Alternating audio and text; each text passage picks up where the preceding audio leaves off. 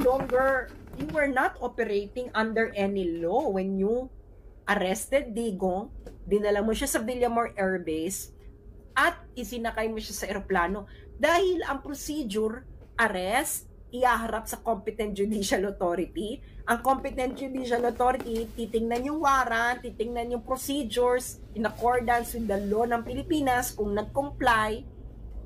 At ikatlo, doon magre-request si Digong ng interim release. Karapatan niya yun, nakalagay dito. Nirespeto nyo ba? Kayong mga sundalo at mga pulis, sinong nag-utos sa inyo para labagin mismo ang batas ng ICC? Remember, Duterte is still innocent. Because he's not convicted. Pero